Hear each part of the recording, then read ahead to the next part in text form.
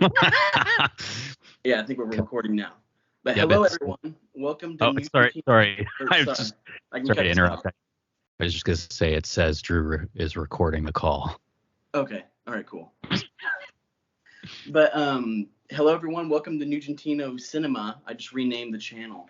I wanted to welcome Jay Cheel. I interviewed you a few years ago, and I'm very glad to have you back. Thank you for coming on. Oh, thank you for having me, Drew. Is this so? You've rebranded? Yeah, I just wanted to make sure that my interests are clear when people come to the channel, because I used to do like videos that were all over the place. So yeah, Right. it's branded now just as cinema purely. Nice.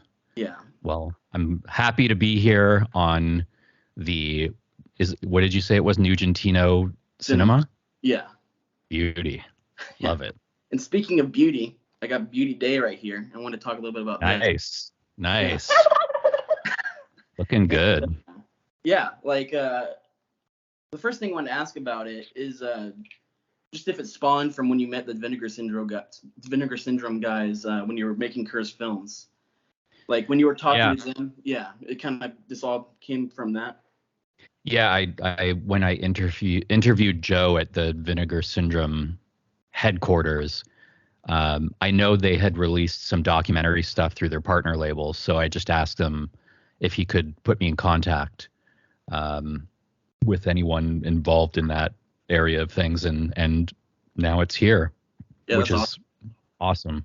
Yeah, it's a pretty amazing slipcase, as you can see, and it's got that spot glossing and the reversible sleeve. New commentary track. I think there's like an hour of original Captain video clips. Yeah, I listened to the commentary track, which was awesome. And the only one gripe I have, and this has been brought up, but is the spine there on the wrong side. But yeah.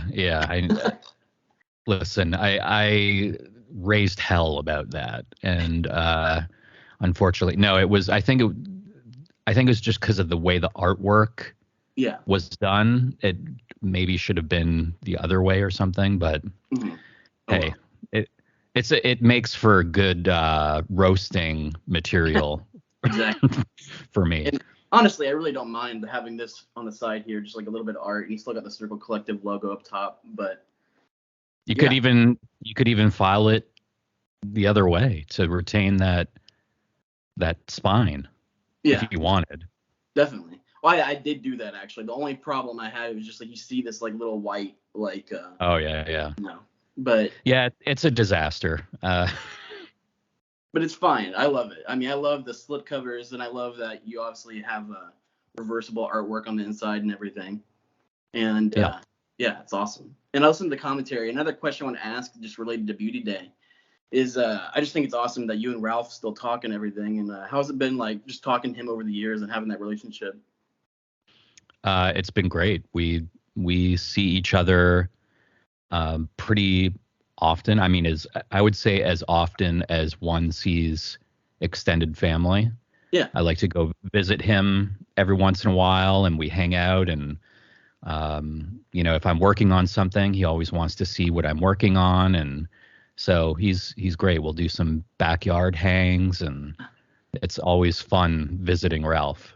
Yeah, that's badass, and that's one of my favorite films of yours. And it's awesome to see it on Blu-ray now. But, I'm hoping I think there might be a release of How to Build a Time Machine through them as well. So we'll see. Yeah. Would that be with Circle Collective, the sub-label? Yeah. Nice. Yeah. I'm definitely looking forward to seeing that. But in terms of Cursed Films, obviously you directed Cursed Film Season 2, which is out now on Shudder for everyone to check out. All 5 episodes now. And I just wanted to ask, what was your process in figuring out what films you wanted to do for this season specifically? We had some films that were on the list for season 1 that kind of got bumped into season 2. So we knew there were some that we wanted to visit, like Rosemary's Baby. Stalker, we had shot some material for season 1 because originally it was supposed to be 3 episodes with 2 films per episode.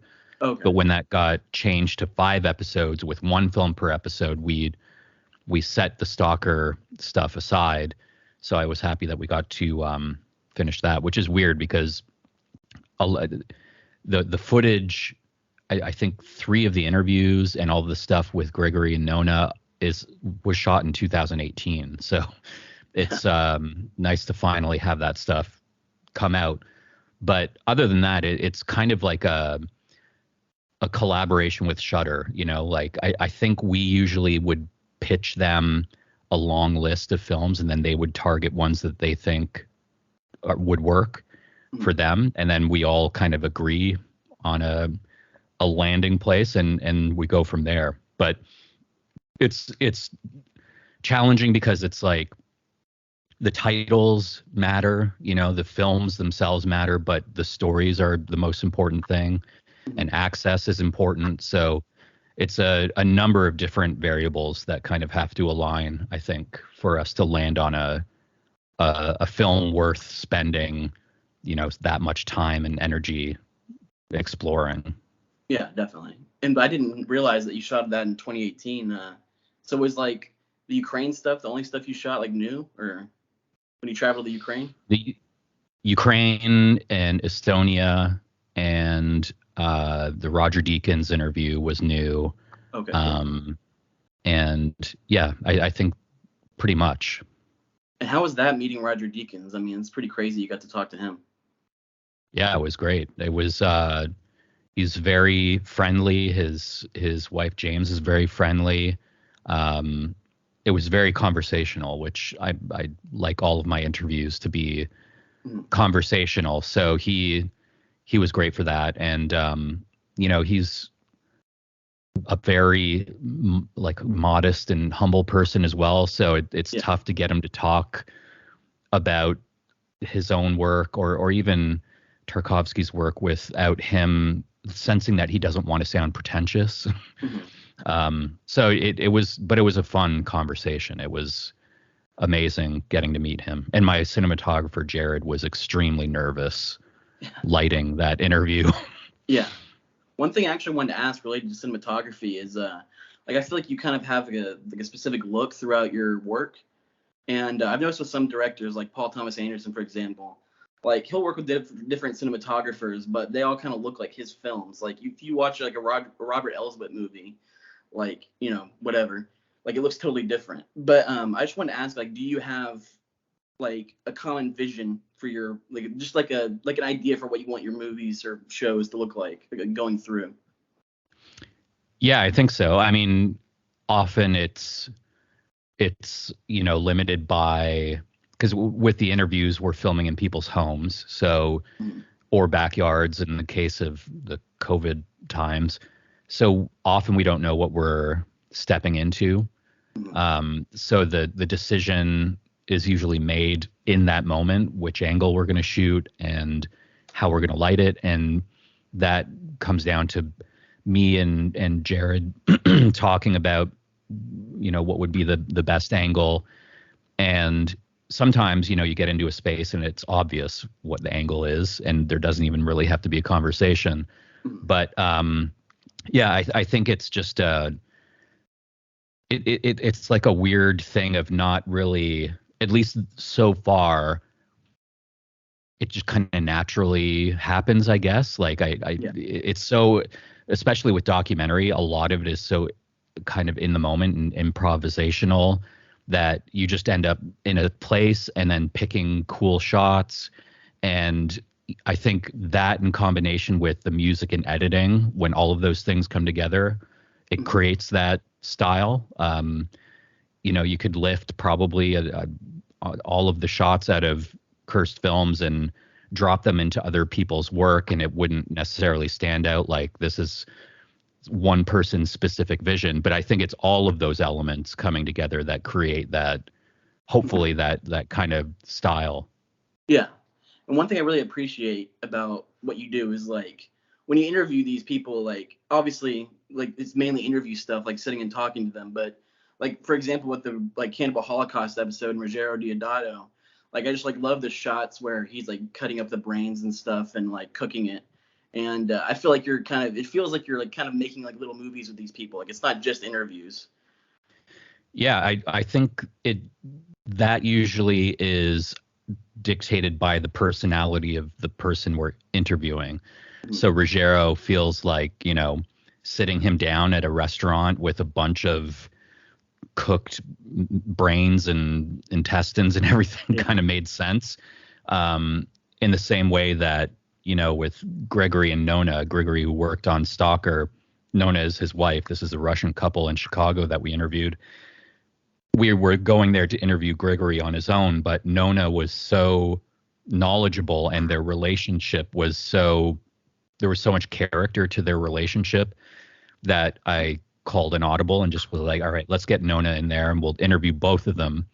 And it changed the dynamic of the interview. It was suddenly, we're getting information from them, but we're also seeing a couple who have been together for a very long time, who share this passion. And I think it makes the information more relatable, because in the Stalker episode, a lot of that is coming from academics. Yeah. So it can be a little bit dry. So it was nice to be able to make that call. So yeah, I mean, it's often dependent upon how the character of the person that we're talking to. Like Julian Wasser in the Rosemary's Baby episode, the photographer who goes up to Cielo Drive, he was such a character that it was like, okay, we need to get out of the talking head space and film some other stuff with him because he's just so entertaining. Yeah, definitely. And I love, like you said, with the Russian couple, like I loved hearing, like bringing her in and stuff. I loved hearing her like kind of interrupt and being like, you can't like say that, and like kind of having that like tension. But yeah, it reminds me of moments I've seen in certain documentaries, like where there's this movie called Inside Deep Throat, where it's like about the movie Deep Throat. But there's like an old couple, and this guy is talking about all this like crime stuff he was doing back in the 70s. And his wife like just started yelling at him, saying like, you can't talk about this stuff. And it just like, I like when that reality kind of seeps in, and yeah, it's really cool. Yeah, I I've never really, outside of like the last act of Beauty Day, I feel like I've not had a chance to make like a pure cinema verite documentary where I'm just like kind of hidden in an environment and documenting everything from afar. A lot of my work has been interviews, and I love doing interviews, but I do also like the idea of mixing in the sort of unpredictable nature of the talking head interview. Like if something strange happens and it makes sense to include, then include it. Sometimes setting people in certain environments might inspire something interesting to happen. So I like the idea of the active frame, even in the talking head moments. Yeah, you definitely make it much more cinematic than your average like talking head documentary would be, for lack of a better word. But yeah, and I mean I love this show obviously. But one thing I wanted to talk about is going back a little bit, is just how was it like interviewing Ruggiero Deodato? Like he's such like an interesting character, and obviously he's like a little bit questionable, but like I just found him so entertaining. Like he had so much energy, and yeah, how was that? Well, it was good, but it's challenging because he's speaking in Italian. Yeah, and I had our fixer / who became more than a fixer. He's an interview subject in the film, Eugenio, and he's an associate producer in the episode, but he was the interpreter. So I would ask a question, he would then ask it to Ruggiero. Ruggiero would answer, and then I'd get a summary of what Ruggiero said. So it was a great conversation. It was our longest interview. I think it was like 5 hours or something. But it's difficult because I'm not able to have the same immediate back and forth as I would normally. It's a little more fragmented. And asking follow-up questions is a lot harder because you're getting a summary of something, so there's not really the detail there to really zero in on any particular point all the time. So yeah, I mean, outside of him being an amazing character and a fun interview because he's so open and willing to tell his story, the translation, the interpretation side of things is not ideal. Yeah. Do you know how that works with, like, this is kind of talking about, like, the making of Cannibal Holocaust, but when he's like those actors, like, most of them were English speakers, or maybe not all of them, but, like, how does that work when he's directing them? I mean, I don't know if you know this specifically, but it's just like a weird thing to think, like, the director speaking a different language than the rest of the crew. Yeah, I'm not sure, because I've heard some in some of the interviews, like Carl, I know at one point talked about the fact that everyone around him was speaking Italian, and he felt a little, removed from that. But I think Ruggiero speaks just enough English to be able to get an idea across, or a piece of direction across to the English speaking crew. And whenever he can't get that across, then he probably used someone on set that, like Luca Barbareschi, that could kind of straddle the two languages. I assume that's how it worked, but I would imagine that would be difficult as well. Yeah. I mean, it's probably the same way the spaghetti westerns worked and stuff like that, and different, like, where they have multiple people speaking different languages all over the place. Yeah. But, one thing also related to Cannibal Holocaust is just, how do you find actors you're going to interview? Like, because I was just surprised to see these people from this movie, because, like, whenever I watch that movie, it feels like such a weird, like, messed up artifact that it's just surprising to see them as real people, like, in the present. Mm-hmm. And yeah. How did you find them? How did that work? So they in terms of actually finding them, that was a Eugenio helped a lot with that, because he's interviewed a lot of these people before for his own. He does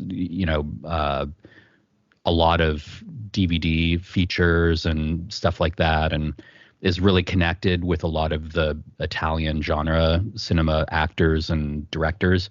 So he helped us out with that. And once we met them, it is kind of weird, because Cannibal Holocaust feels very real at times. Yeah. And it's one of those films where the reason it works is because you can't really trust that the filmmakers didn't do the things that you're seeing on screen, like killing people and raping people. And so when you actually meet them, it's interesting, because it does lift that veil a little bit. Like, you see behind the curtain that, okay, it was a crazy film shoot, and it's a crazy film, but there are elements of it that were traditional, like there was a cinematographer, there was an art director, it was a film crew, but there's just so many weird little elements connected to it that make it feel like, I think I've said this before, but it's almost like when I was a kid and seeing Kiss and thinking that's like the darkest band ever. Like, I remember specifically a piece of video of Gene Simmons spitting blood and his tongue and the makeup, and now it's like the reality of Gene Simmons is so like the opposite of that darkness. So there was a little bit of an element of that.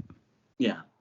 Well, it's really cool to see these people that you would never, because I don't think I've seen any of them interviewed, like, anywhere. The only one I've seen interviewed is, like, Robert Kerman, like, from older interviews. Yeah, I some of them have done interviews. I know Luca, I think he's only done one other interview. He hadn't talked about the film very much, and he wasn't even sure if he had before, but I think he has once. So he was like a good interview to get, because he became a politician, and he's a producer, and he's involved in the theater in Italy, and kind of a bigger personality there than here. So, he was the only interview subject that had handlers that, had to look at the frame and sign off on the shot. And so it was interesting. And he's had a reputation of assaulting journalists in the past that have asked him questions he didn't like. So I was ready to, be prepared in case he lunged at me, but he was in a good mood. So that's good. It all worked out. Yeah. And the other guy who wasn't in the documentary, but like he was the blonde guy who like shelled the tortoise. Is that guy still alive? He just doesn't talk about it. Yeah, he's still alive. We were trying to find him. We did end up, someone emailed us who I think they maybe saw the ads leading up to the release of the show, and they emailed saying that they knew him.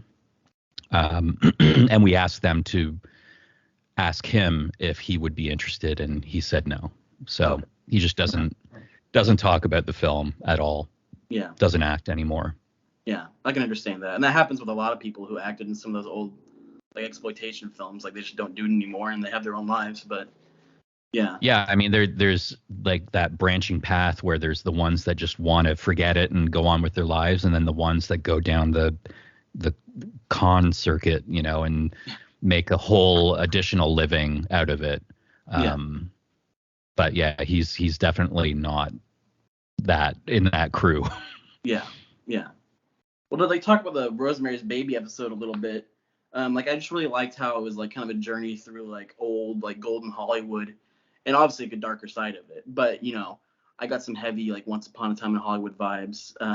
Like I love the use of the funky fanfare, and Yeah. And I just want to ask, like, is LA a character in that episode? LA is definitely a character in this episode. Benedict Canyon is a character in the episode. It's an extremely important place, and this is a story that can only be told in Los Angeles. Yeah. But yeah, it was weird kind of spending so much time around certain landmarks connected to that history. We spent a lot of time on Cielo Drive. Scott Michaels, who does the tour in the show, he does the Helter Skelter tour. He worked on Once Upon a Time in Hollywood as a consultant in helping find locations and helping with accuracy in certain regards. So it didn't make it into the show, but we did have a section where he talked about I just like the idea of the fake Cielo Drive and the real Cielo Drive, because in the film they're using a different location. So we went add that house on top of it that didn't even exist. Yeah, so we went to that location as well and filmed the fake Cielo Drive, and it looks exactly the same as it does in the film. I can't remember now. Century City, maybe? I don't know. But it's like an actual, like, it's like a real location. It's not like any sort of street. Yeah. No, it's just a street. It's just a real street. So that was cool. And they did do some filming for that at the real Cielo Drive, the driveway or the road leading up to the private area. And we spent a whole day with someone named David Oman, who's quite the character, and he owns a house on Cielo Drive, which is, I think, 3 lots down from the Tate, where the Tate property was, and claims that his home is haunted by the spirits of Sharon Tate and Jay Sebring, along with others.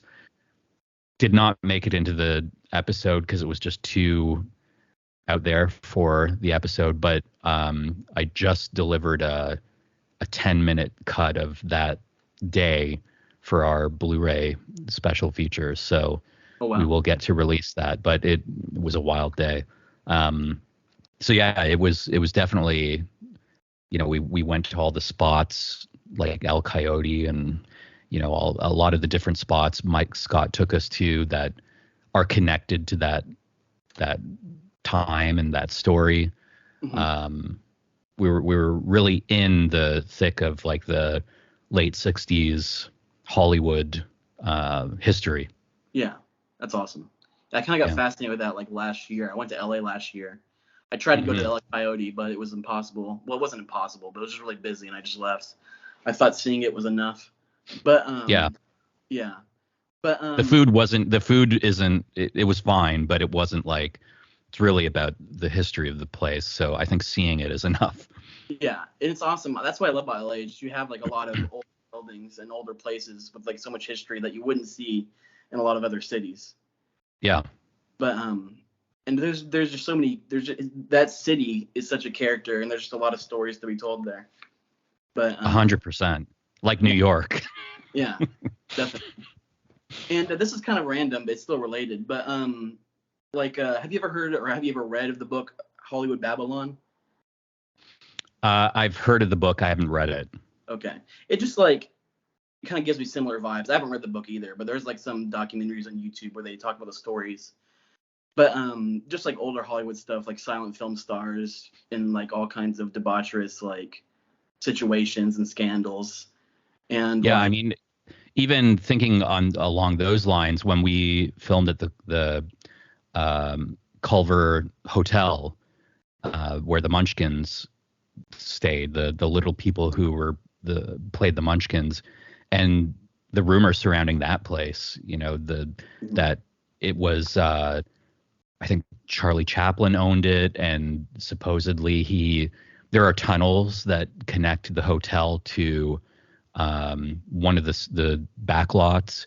Yeah, and crazy. The rumors Charlie Chaplin used it to bring young actors, ladies to the hotel, and then the rumor that he lost it in a poker game to John Wayne, and a lot of cool, weird history everywhere you go, which is why it is a character in this show and every film about the town.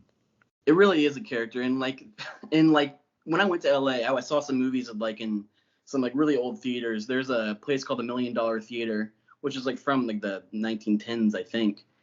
And I don't know, this is gonna sound really lame, but I feel like when I'm in a theater like that watching a movie, it feels like there's like weird like ghosts everywhere. Like there's just a sense of history. Like I don't know how to explain it. Yeah. But it sounds, the way you put it is lame, but yeah. I know exactly what you mean. Yeah.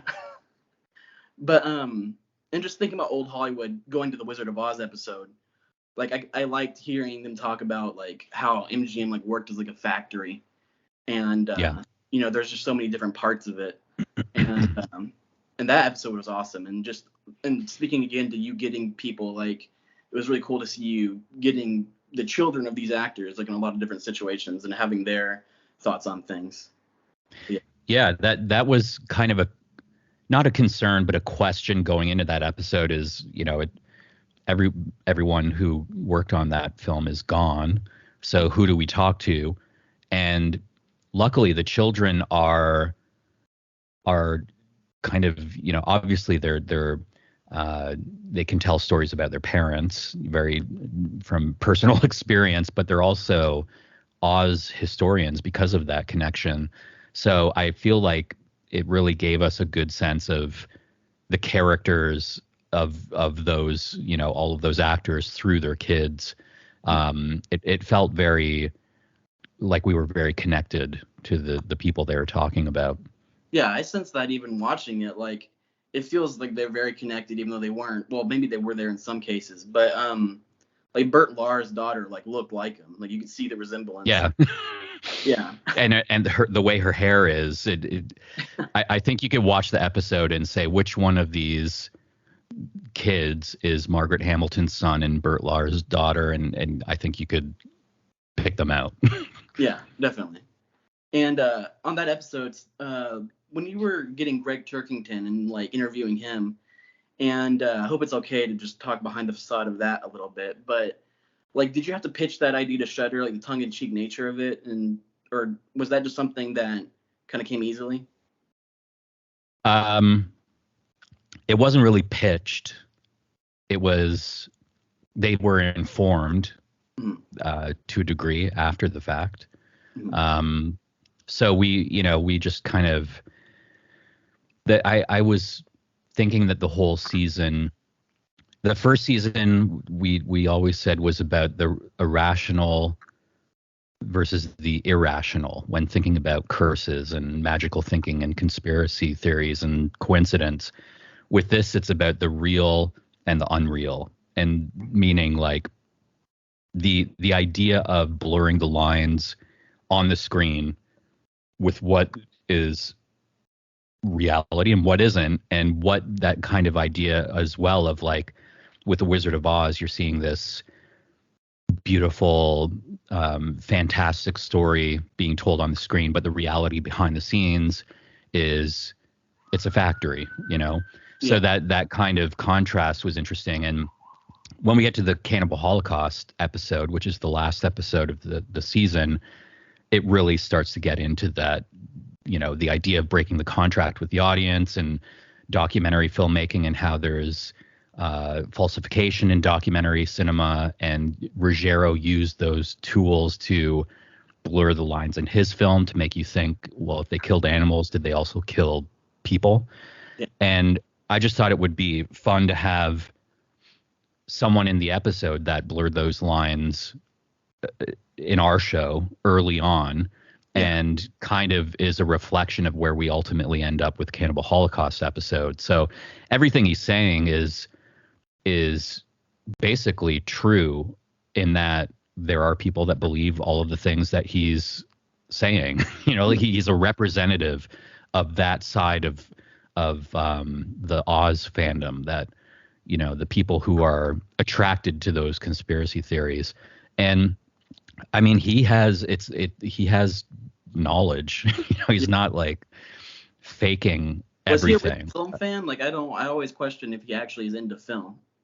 He seems to be. I mean, I think he is, and maybe not necessarily all of the films that he talks about on Cinema, but that interview was fun because I just told him we're going to have an interview, and it's not going to be like a bit. I'm going to interview you as Greg Turkington, and we'll go from there. And there was a lot of fun stuff of, you know, really getting into details about collecting VHS tapes and like the kind of stuff we talk about on Film Junk, basically. So, you know, that was fun. That's something that would have been nice to have on the Blu-ray, but we're trying to get him to do a commentary track on the Oz episode, which would be great. Awesome. Yeah. And it's interesting how that connects, like, with what you're saying about like the facade of everything and going into the reality, and how that on Cinema, like, they use all their real names, and there's a weird blurring of reality there. And I mean, with a lot of these types of documentaries, especially our first season, getting some people to talk as like an expert about all of these films, you're basically like asking people, you know, can you talk about these 5 films? And they'll say, yeah, I was a fan of this one, fan of that one. And then we send them a package of like, well, here's all what we're going to talk about.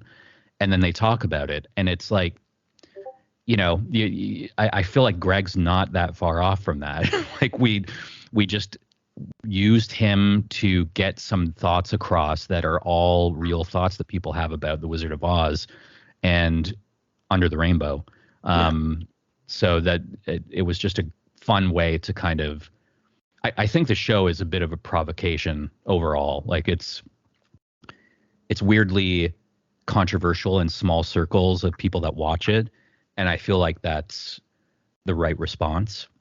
Yeah. I mean, it you know, like things like the Rosemary's Baby episode, not talking about Polanski's history after 1969 is a choice. And some people don't like that. And that's fine. Well, to me, it makes sense. Like it's not like you don't bring up his name in the show. Like, and like and I heard your interview with Jim Lukowski, and you said like it just would be seedy and weird to like connect what happened with Roman Polanski to like a curse, and like that wouldn't make sense. Like, I don't know, that makes sense to me. Yeah.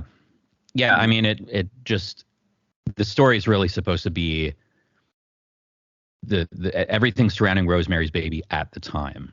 Yeah. And at the time, nobody was obviously thinking about Polanski in any other light than being a young, hot genius director.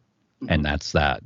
And I think leaving the episode with that thought, I think it's almost in a weird way more impactful seeing all of the people talking about how he was thought of then, knowing where he ended up. I don't know. And it would be a lose-lose if we tried to acknowledge that side of his history because we wouldn't be able to dedicate enough time to it for it to be meaningful. It would be an obligatory acknowledgement. So related to Rosemary's Baby, the stuff I liked hearing about that I hadn't really thought about before was I didn't really know about William Castle, and it says William Castle produced at the beginning of the movie, but I just didn't really connect the dots. And it was just interesting hearing his side of the story and how he wasn't like, he didn't really know, because like his horror films are very kind of like innocent and childlike, and this was like a much darker thing for him to be involved in. And I thought that side of things was very interesting.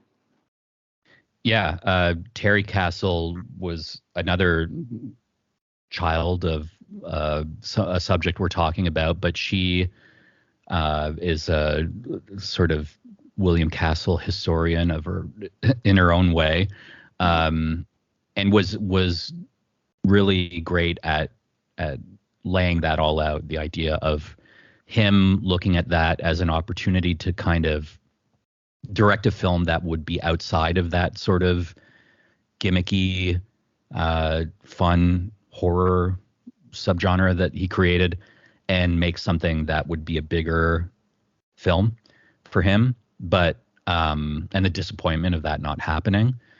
But it seems like just based on her conversations about him, that he was a very kind and understanding and loving person. So I feel like whatever disappointment he had at not directing it, it seemed like he was happy to be a part of the film in the way he was as a producer, until it got, it came out and he started getting hate mail. Yeah, definitely. And another thing I wanted to ask is, in the show you have like a lot of different film clips, and besides like the obvious connections to various clips of the movies, like some of the deeper cuts, like how do you go about like what you think you're gonna pick? Like, do you kind of, when you're editing, do you usually like keep notes on like a bunch of different movies you can like do, or like how does that process work in finding out what clips you want to use? I think usually it's just coming from me thinking like, oh, this film would be great to include here to demonstrate this. Sometimes it's a matter of doing some research and finding films that, like with Serpent in the Rainbow, there's a few films that are referenced, like Voodoo Woman is something a film that I haven't seen. But I would do like some research into what kind of films in that era dealt with voodoo in a very sort of simplistic Hollywood kind of way. But otherwise, it's usually, I think that's the fun part. It's almost like picking music for the episodes, trying to find film clips that represent what we're talking about clearly, but also maybe work as a bit of a list for people, to leave the episode and think, okay, I want to seek out these films. Well, that's exactly what I was going to say. Like, even me, like, there's some like movies that I didn't even recognize in there, like David Holtzman's Diary. I think that was on the Cannibal Holocaust episode. Like, I haven't watched it yet, but I thought that was interesting. And just, there's so many film clips in there. You definitely could, like, if you wanted to, like, make a list of everything. And I mean, it might be fun to actually do that. Put a list of all of they're at the end of the episodes in the credits, but actually having an accessible list of all of the film clips and even some of the music, I think would be cool. Yeah, definitely. Well, just talking real quick, do you have plans for season 3, and what like option, like what direction, if you are planning on it, do you think you would go in with that? We're discussing it, but it really, I feel like it's up to how open an audience is to their interpretation of what a cursed film is. I think the first season really focused on the conversation surrounding, a cursed film and what that means, how a film can be cursed, are curses real, all of that stuff. And in season 2, I felt like once we had covered that in season 1 is like a primer to then go into season 2, Use everything you've learned from season 1 to do your own critical thinking as we tell these stories in a very sort of like individual documentaries about the making of these films kind of way. But I mean, it can only get slightly further away from the premise because there's only so many films that have been labeled cursed. But for me, that's the least interesting part of it. I think the challenges that, like, I just like hearing these stories about people overcoming challenges while making films, and the fact that often they end up with something that, like, it's hard enough to make a film without any accidents or weird things happening on the set, and you know, end up with something that's watchable. The fact that something like Stalker faced so many challenges and became, in the eyes of many, a masterpiece is interesting. So, you know, I feel like there's a number of films that we could look at that fall into that category of cursed in that sort of way where it's like, it's not like literally like, oh, there's a hex, a dark curse on this production. It's just that point where everything is going wrong and you say to yourself, it feels like we're cursed, you know, like things could not get worse. Everything is going wrong. This feels cursed. So I think, you know, getting too hung up on the title, which is, I mean, let's face it, it's a very simple title to draw people into the show. It's designed for an algorithm. It's, you know, the title, yes, it's the title of the show, but I don't feel like it totally reflects what the show is. So I feel like there's some room there to play, but it's up to Shudder and how far they want to stretch that concept. It's up to us in terms of whether or not we can find not just films that fit, but the stories connected to those films, if they're interesting, and the audience, if they're, you know, interested in seeing more of these episodes without getting hung up on the fact that it's not always supernatural. Yeah. Well, to me, cursed films, like, there's many different meanings, but like there's like forms out there of like cursed images, and it's just a vibe you get. And like kind of with the Wizard of Oz episode, like I know you've told many times like you were terrified of like the tornado in that movie, and like it's just a vibe. Like there can be a cursed vibe to many films. Maybe there weren't like things being struck by lightning and all kinds of crazy supernatural things, but like that's kind of how I look at it. It's just like a vibe, if that makes any sense. Yeah, I think it's like when people say something is haunted or they feel haunted, it doesn't necessarily mean that there are ghosts, you know, in a place, or that there are ghosts in their, like they're possessed or something. It's just a haunted vibe, like a dark, unsettling vibe. Yeah. Like you probably felt haunted when you were in that theater and you were seeing all of those ghosts flying around. And I was passing in and out of consciousness because I had been on a plane. I'd been awake for like 24 hours. But yeah. What did you see? I saw Magnolia, which is pretty cool. Okay. But, yeah.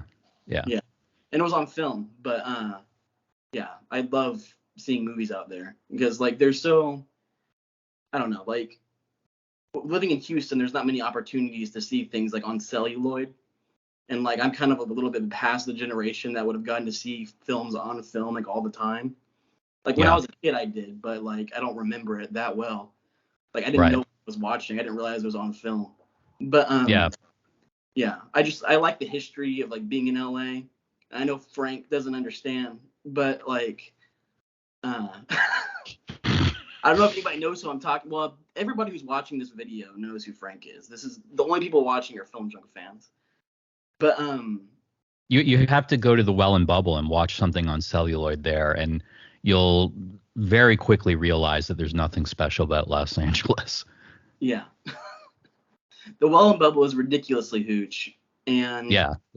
It's like, I don't know. I'd like to visit Welland. It might be a very you should take a flight up and visit. Yeah. Well, in all seriousness, I would like to go to the Canview Drive-In. That'd be pretty awesome. But unfortunately, I think it's done. It really is done. Yeah, it was for sale for the last couple of years, and it apparently sold.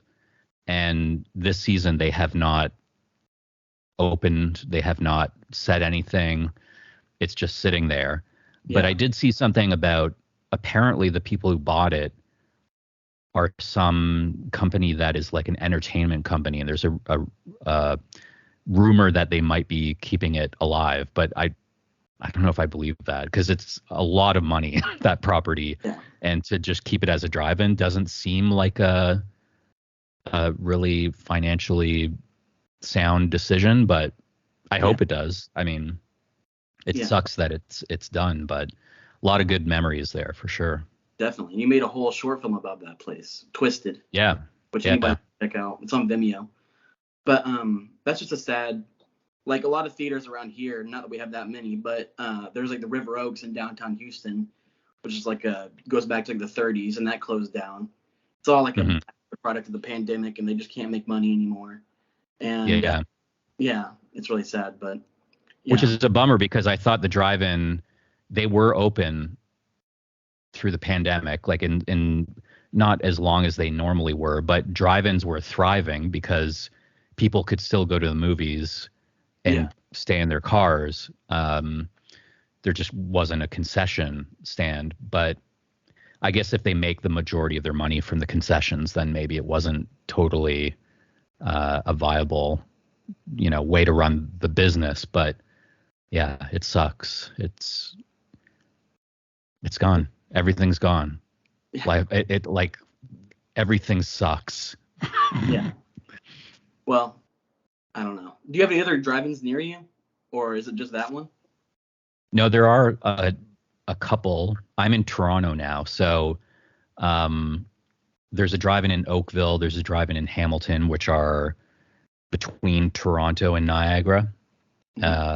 But I just, they seem like the Hamilton one looks pretty good. I haven't actually I've been outside of it getting some shots for something, but I haven't actually gone to watch anything.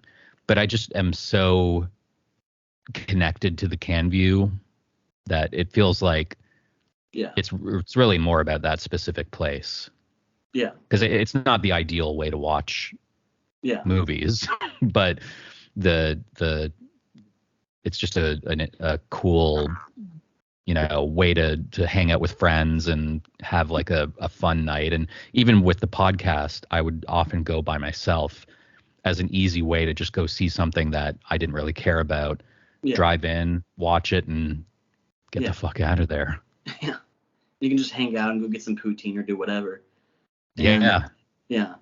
It's more of an experience. Like there's a couple of drive-ins around here, and like you said, it's not always optimal. Like if the movie is dark, it's very dim, you can barely see what's going on.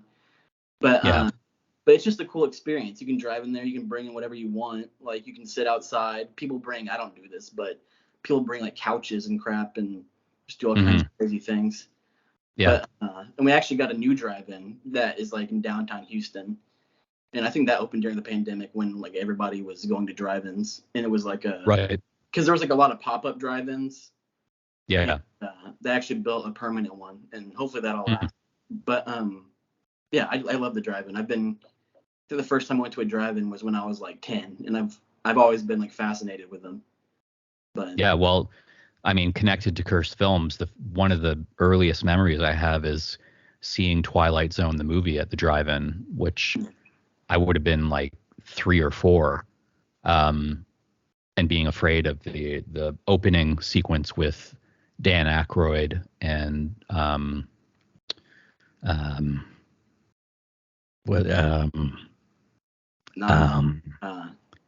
Albert Brooks.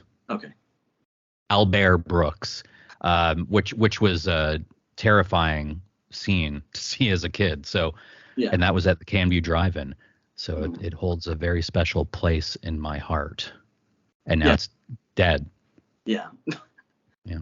Yeah, I feel you. There's a lot of stuff closing around here too. And but to wrap it up a little bit, like, do you have any other plans? Like, if you, because I know Curse Films 3 might be up in the air a little bit, but like, do you have any other things on the go that you may or may not do?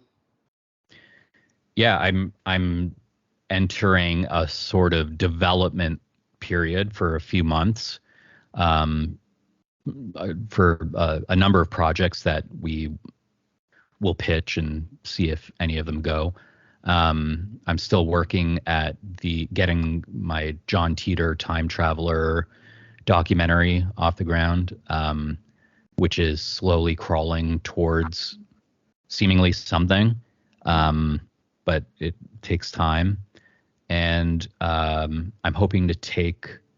It's been a like crazy year and a half making Cursed Films. It's been like an intense project, so I'm hoping to take a little bit of a breather, but also maybe do some script writing as well, because I'd like to get into the scripted side of things. So we'll see. Yeah, that's awesome. One thing I wanted to ask you: would you ever direct an MCU movie? Absolutely. Yeah, I'd love to see you direct. Like, if I could get Reed Farrington in there for some role, he could play, then that alone would be worth it. Yeah, no, definitely. One thing, actually, for real, like would you ever? You were talking a little bit about wanting to get into like verite documentaries, or get back to that a little bit. Like, would you ever just make a movie about like a weird character, like Reed Farrington, or like, because I know you put like YouTube clips in your shows, and like you have a like interest in like certain weird, strange characters. Would you ever think about doing that?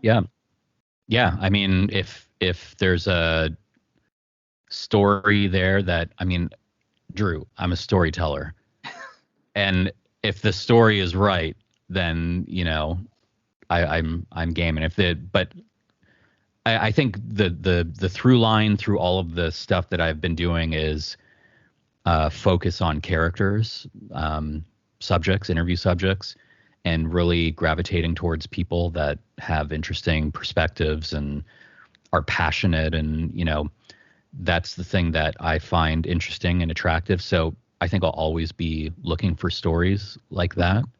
Yeah. And yeah, if I could find like that perfect subject to follow for a few years and have some sort of intimate documentary at the other end of that would be great.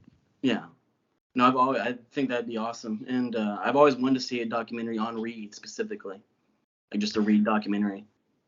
Yeah, I think it would be like the hybrid documentaries are the thing now. So it would be sort of like a horror movie / documentary / science fiction a little bit as well. Yeah, you incorporate that a little bit. I think it was Cooking with Jerry episode 2. There are horror elements in that. Yeah, there's definitely horror elements in that. But yeah, that was awesome. But anyway, I think that's pretty much all my questions. I just want to thank you for being here. It was awesome. And, well, thank you for having me on Nugentino Cinema. Yeah. I hope this is. Have you released? I was watching your daily videos. Have you released anything under the Nugentino Cinema? You did a conversation with a friend about Suspiria. Is that under the Nugentino Cinema banner? Well, kind of. I literally just changed it to that like today. So.